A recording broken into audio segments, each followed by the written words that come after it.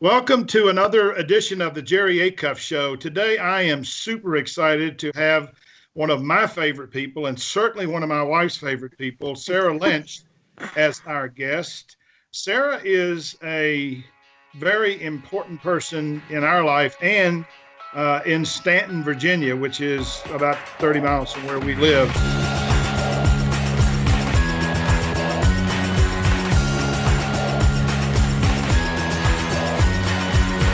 She actually is the owner of Baja Bean in Staunton, Virginia.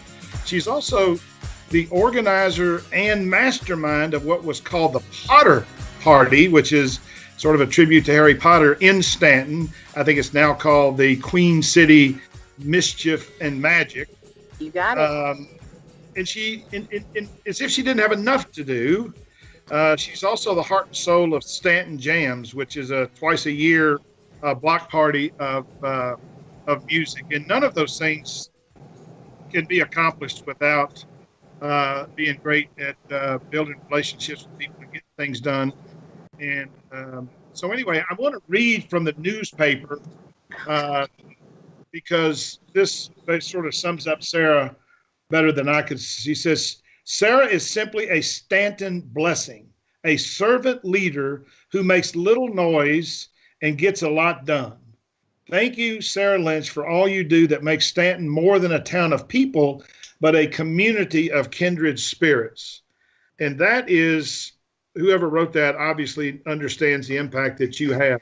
You're just one of the most impressive people that I've met, especially as it relates to getting things done and building relationships. And you are a servant leader. You are someone who believes in giving. So start by telling us a little bit about the Baja Bean Company, which I'm assuming is one of the main reasons why you wound up coming back to Staunton, and then we'll take it from there.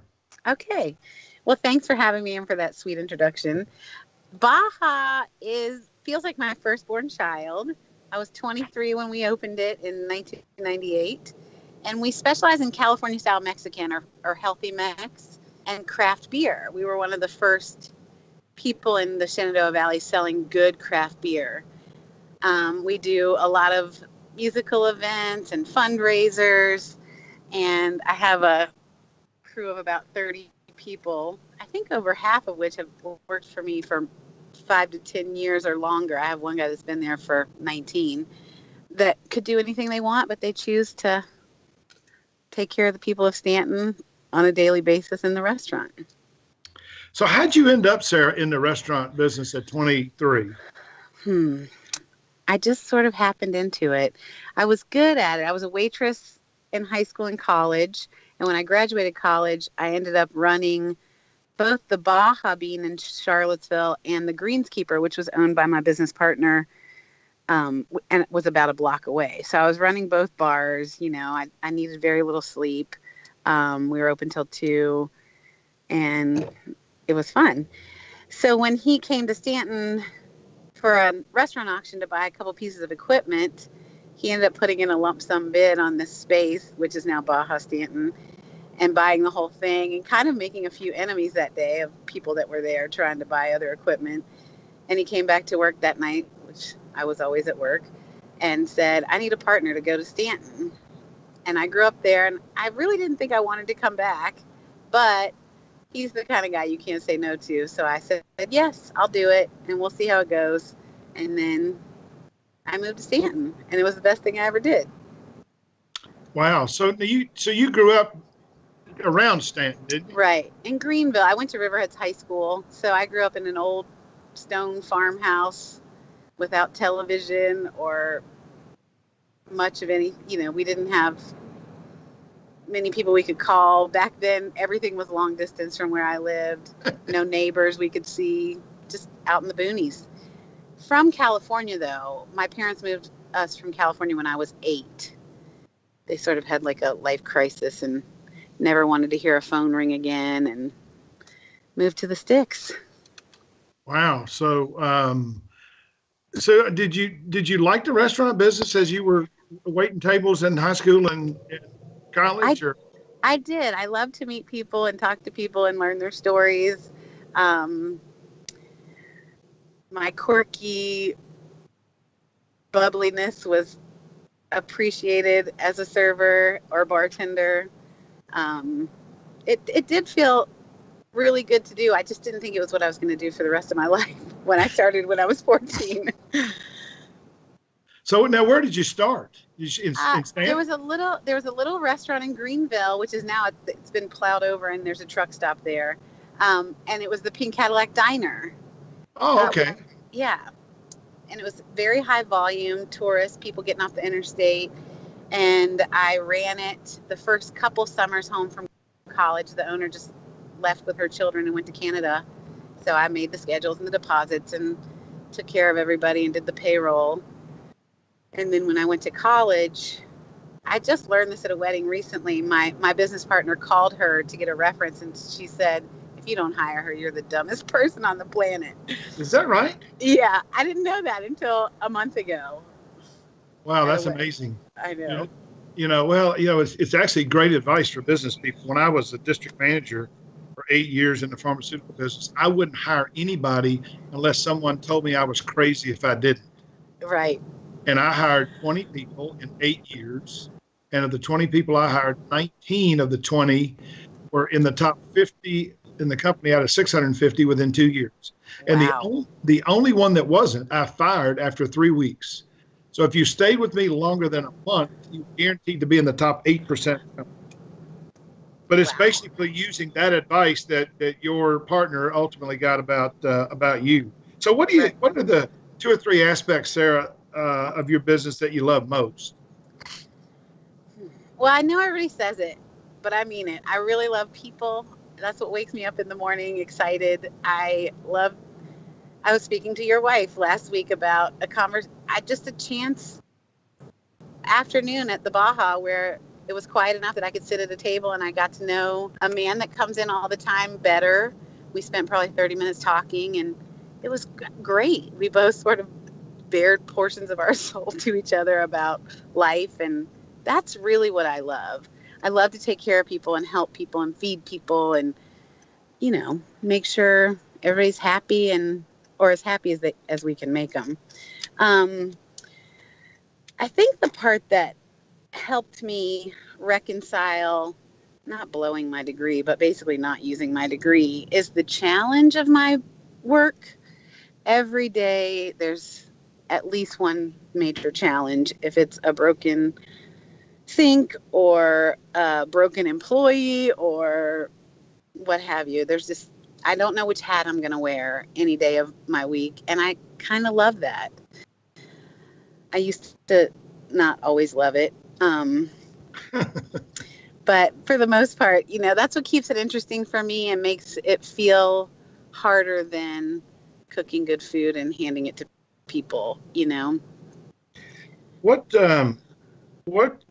would you say about how relationships and your ability to build relationships, because you do it effortlessly and quickly, and I think it's because you're such a genuine person, but has that helped your business, or how has it helped your business?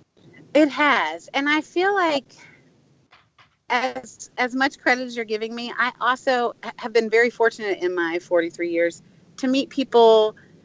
I'm surrounded by people that do this. Like when we opened Baja in Stanton, I could not believe how quickly people came out of the woodwork that just wanted my success they wanted to grease the wheels for my success. Stanton is full of people who just want what's best for you, as long as you're coming from the right place. So I feel like my spirit was met by a similar spirit there. I would never have expected it, even though I grew up there. I didn't spend much time downtown, and it is a different place than the surrounding county. It's just, there's this rabid loyalty, I call it all the time, of the people that frequent our downtown, and they shop small and they shop independent, and they are willing to pay extra for better service and better food. So everything that I did, I was supported by doing. Every relationship I forged, every event I planned, and I get thanked. I would do something as simple as have a successful Halloween party at Baja, and for 2 weeks I'd be thanked by people. Thanks for the party. Thanks for the dancing. And I was doing my job, but I don't know how to explain it. It's a very unique place, and what I do is appreciated, and I love that. You can't buy that.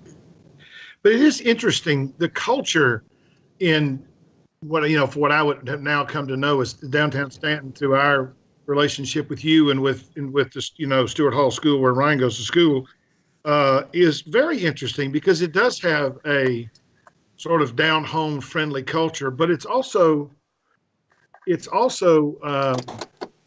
intersects with what I think is an unusual level of entrepreneurship. Yes, and a lot of female entrepreneurs. I mean, so many of those downtown businesses are women run and led and owned. Right. There's networking, I think, that helps some businesses stay successful long enough to really succeed. But most of what opens in Staunton and happens in Staunton is a really good idea, and it would be a good idea in New York City, as good an idea in New York City as it is in Staunton. Yeah, I just find it a fascinating place. One of the things that's just, I've written 3 books about how do you build valuable business relationships, and you could have written them probably way better than I did, because you really are one of the most incredible relationship builders I've ever met. Tell the people listening, how did you use your talent as a relationship builder? And I know you take no credit for this. You certainly should take some. You sort of married your relationship building skills and your savvy business leader skills to bring the world of Harry Potter to Staunton, Virginia. And if people have not been to Staunton, Virginia for Harry Potter, if you like Harry Potter, in the fall, when it's September usually, the fourth Friday. It is an unbelievable experience. And so if you're going, get your hotels now or you ain't going. But talk a little bit about how did you, what made you come up with that, and how did you sort of get it started, and how did you marshal the forces? And I know you give an awful lot of credit to other people that were really important in that, but somebody had to push the start switch, and I think it was you. Yeah, I'll take that credit. I fell in love with Harry Potter with my son, who's 13, and I just, as I read the books and watched the movies, thought, God, our town is exactly like Hogsmeade. We have everything. We have a beautiful yellow university on a hill, which could be Beauxbatons, and we have a train, and we have all these adorable little shops and a beautiful streetscape. So when the 8th book was announced as coming out, which it wasn't written by J.K. Rowling, was screenplay written by these 2 men with her approval and input, I contacted our local toy store, which is our retail anchor downtown. They were voted best toy store in the country last year. Oh, wow. Yeah. Puffer Belly's Toys and Books. They're amazing. So I contacted them, and they were sort of I was the big magic person with all this person can be this. I think I had 100 names of places in Potter and the corresponding places that could be those in Staunton. And they said, well, let's see if we can get 10 people to stay open late on that Saturday, which was Harry Potter's birthday and the day the book came out at midnight. So I think I got 28 to 30 the first year, which was 2016. And we had a beautiful map drawn by a local artist and sourced everything locally. And then we expected, I was telling the people that I knocked on the doors of to get signed up to participate that I thought we'd have at least 500 people. We ended up with probably 10 times that. They think about 5,000 people came for a one-day event in our downtown. Wow. And it was magic. Everybody was so nice. We weren't prepared for 5,000 people. So a lot of things ran out, but no one cared or was angry in any way. So all of a sudden, more than twice what we had involved the first year were interested in being involved. So last year we had 70 nonprofits and downtown local for-profit businesses involved in helping to put this thing on. Everybody did their own event. So all I had to do was kind of lay the framework, get the map drawn, rent the porta potty. There was a lot of infrastructure to lay.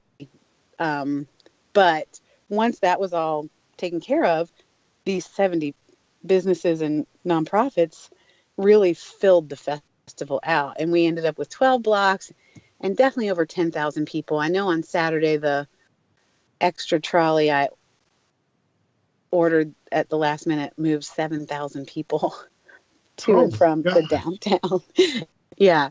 And that whole day I was working my tail end off, and I didn't even know. The next morning when I saw Facebook and looked at the picture of the street where it's just densely packed for as far as the eye could see, I actually started crying because I was 40 feet from it and just had no idea that it was that well attended. So do you have plans for it to grow, or? Yeah, I mean, I would be happy if it just stayed where it is. We changed the name to Queen City Mischief and Magic so we could keep it running, because, we'd run into some intellectual property issues with using Potter. And so we're going to have a magic party the fourth Friday of every September. If it continues to grow, I mean, it more than doubled this year. If we find that next year, we will probably grow up the central business corridor between downtown Staunton and the library. So we have a plan for it growing.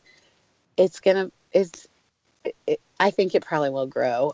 People are already talking about it. And I just learned this thing Saturday night when I was hanging out downtown for the holiday house tour.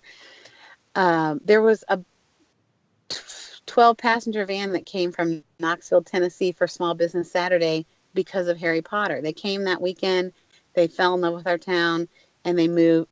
They took their small business money to Staunton because of the impression Staunton and made on them the Harry Potter weekend.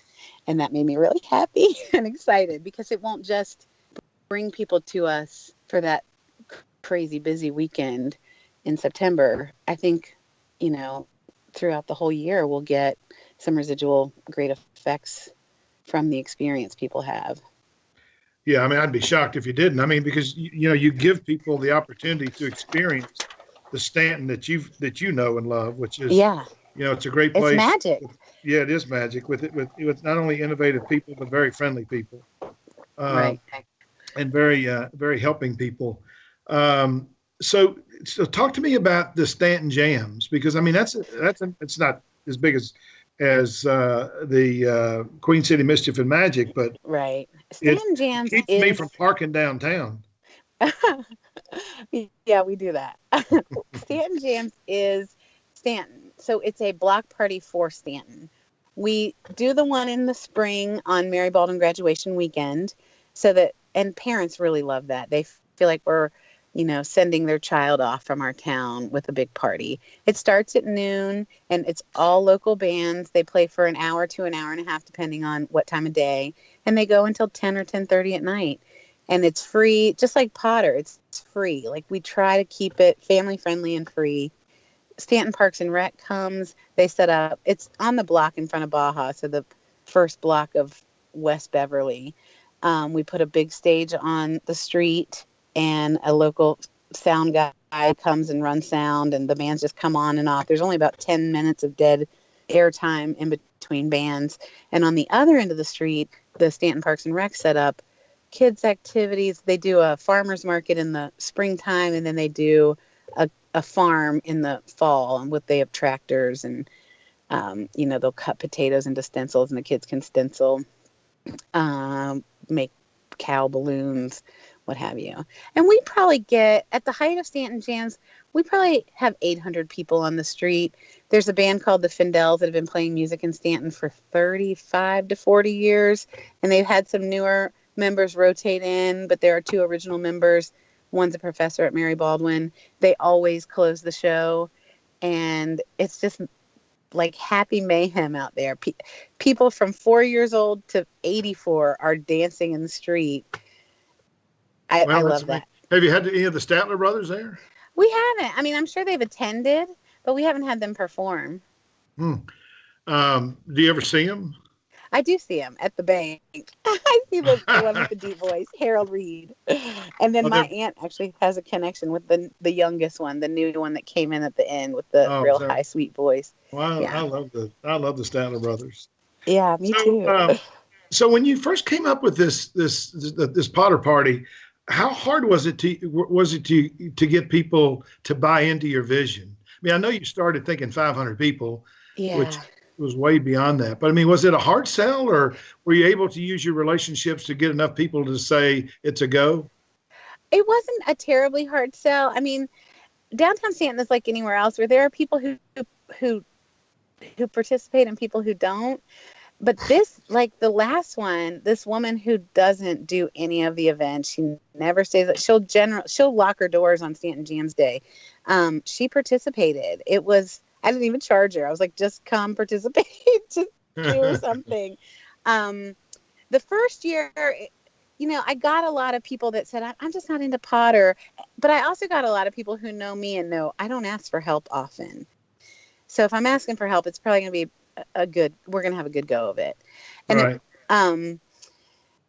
So I had people who said, I'm not into Potter. I'll probably sit it out this year. And then I had people that said, I don't really know anything about Potter, but I'll figure it out. If you think it's going to go, we'll do it. And I think there's more of that second attitude downtown than there's the first, where people are just like, why not? Let's just try it and see what happens. So yeah, it wasn't the second time it was a piece. I mean, we had more people wanting to participate than we had space for people to participate. And next year I've already been contacted by people from everywhere that want to get involved. Does that mean do people outside of Stanton want to get involved? Oh yeah. I had a email from two sisters in Georgia that craft, make wands, do shows. Oh, wow. Yeah, and they want to come. This is another crazy thing that happened this year. And this is a testament to the Potter people, how responsible they are. I had Wizard Rockers, which is a WROCK. So they're people who have made up Potter songs with lyrics about the Weasleys or Harry that emailed me and said, we would love to perform for your Potter party. And I was like, okay, but I'm going to be really busy at my store. So you won't even this is where you'll be performing and this is what time. I had a woman show up from Washington, D.C., set herself up on the stage, played, took her stuff down, and came to Baja about 3 hours later and had a taco. And I mean, I didn't have to spoon feed these people anything. They just showed up, did their job, and went on. We had the same thing with volunteers. We had about 80 people volunteer to help the visitors, the fans for Potter Party. One was a mother and daughter from Richmond. They knew nothing about our town. And they worked 2 long shifts and they loved it. And they spent the night at another volunteer's house. And they're just self-starters. You couldn't ask for better people to work with or for because they just want to believe in magic and be a part of it. And it's amazing. Let me ask you this. You've had phenomenal success in your business and as a community leader, and I think you're terrific at just getting stuff done. And I think you get things done because you have this magnetic personality. You probably the personification of what I write about in my book called Pure Intent. If you were advising someone 23 years old that wanted to sort of follow your path, what guidance or advice would you give them about the things that are really necessary to be able to accomplish the things that you've accomplished, and not in terms of anything other than getting stuff done and having the feel that you've accomplished something meaningful? My dad told me, I credit my dad with who I am. I think I was probably 12, or I started working very young. He said, never do anything for money that you wouldn't do for free. And I think that's really important. And that's sort of at the root of what drives me and what makes things pan out for me.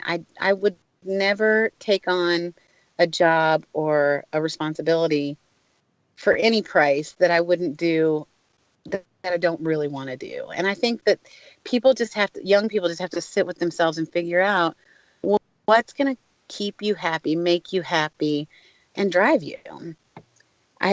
We both have sons, and I think we tell them similarly. I want my son to be happy. I want for my child be happy. Wake up to do something that makes you happy every day. Do I have days that don't make me happy? Yes. But far and away, my days make me happy. So you just have to kind of look into yourself and figure out what it is that turns you on and makes you happy. Where did you learn to think big? Was your I father a don't big know. thinker? Or? No, not at all. He's a real normal guy. I think that I I don't think of what I do as thinking big. It's just that I start thinking about something and it becomes a bigger animal than it started with. Um, I just because I love to do. I've realized early on, I was driving by then because I remember sitting in my car and going, I love how much I got done today. I love to just make it harder, harder, harder. If I think I'm going to do something and it seems too simple, I'm going to figure out a way to make it a little harder or more challenging. And I think that that's where the big comes from in my life. Just like, oh, I'm okay. I've got this. I can manage this. I'm going to add this other. It's like juggling. I'm going to add this other ball into the pile of balls I'm juggling, because the busier I am, the happier I am, which sounds totally American. Well, I also think there's such a huge element of truth in it. But I do think though that when you envision things like Stanton Jams or the Potter Party, you are thinking big. I mean, because you're thinking bigger than most people, and you're thinking about, you're not thinking about it being big. To me, that's a different connotation. You're not thinking about it being big, but it's a big idea. And I don't know that many people will have the tolerance for risk to sort of put themselves out there, to think that big. And I think it's a huge advantage. I think the other thing that you have in gigantic quantities is creativity. And I think it's that sort of marriage of getting stuff done and creativity and relationship building that creates the genuine, the real, the pure intent Sarah Lynch. Well, thanks, Jerry. When you talk about thinking big, my Potter plans were actually probably twice the size that I managed to make happen. And I mean, it just got to the point. I use this program called Workflowy, Uh-huh. and you can move things around in whole sections and bullet things under. And that thing was a sprawling. I sent it out to my planning group that met with me every month, and they were like, "Oh my gosh, this is a look into your brain and where you go." It's just. And I know your wife is like this. I'm sure you are as well. Like, I sit across from her sometimes, and I'm like, "Oh my gosh, how do you get there from here?" But next year, I plan to do more of the things that I just had to at some point. Kind of, I started a new tab that said Potter 2008, and I started moving stuff down because I also know my limitations, and I was like, okay, yeah, maybe not this year. We're not going to have a buck beak. I wanted to have a big hippogriff, like a tactile sculpture that blind people would love, and yeah, I don't Oh, know. well, I really appreciate you being on the Jerry Acuff show. I'm just fascinated by listening to your story and getting to know more about the real Sarah Lynch. And I leave here with four very important lessons. One is think big, because I do think that if you're going to do big things, if you're going to accomplish great things, probably a good idea to think big and not small. Um, the average person, I think, restrains themselves from their own success because they don't think that there are things that they can accomplish because the things seem big or they seem complex. Uh, Big things are accomplished by people that think big. The second thing is the power of being a servant leader and what you can accomplish by being someone who has a servant mentality, and that is you are the personification of that, as is Mary Ann. Yes. And I think it's why y'all get along so well together. Uh, the other thing is to be a people builder. And you're not just a person who builds relationships. You build people when you're with them. You elevate people because of your genuine interest in them. And when you talked about sitting with that person, in the Baja Bean and talking to him for 30 minutes, I bet my life that person left there feeling taller, bigger than he was before he got there because somebody actually cared about him. Somebody actually listened to him. Somebody actually wanted to get to know him. And I think that's that's a trait that so many people should learn. I mean, I say in my book, if you want people to get interested in you, get interested in them. Stop trying to make people interested in you. Yeah. The last bit of advice I love, it's to listen to your father. So I can get Ryan to listen to this podcast. Maybe I'll have some success. But the advice your dad gave you was so powerful. Never do anything for money that you wouldn't do for free.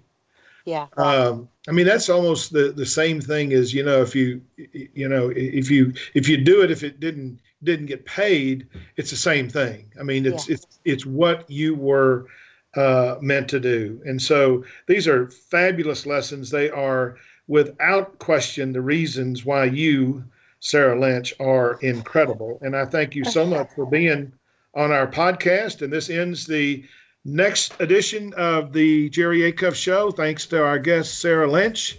Thank you. One of the most dynamic people you'll ever meet. And if you go to Staunton and don't go to the Baja Bean, you are considered underprivileged. So thank you. Have a great week. And always be incredible.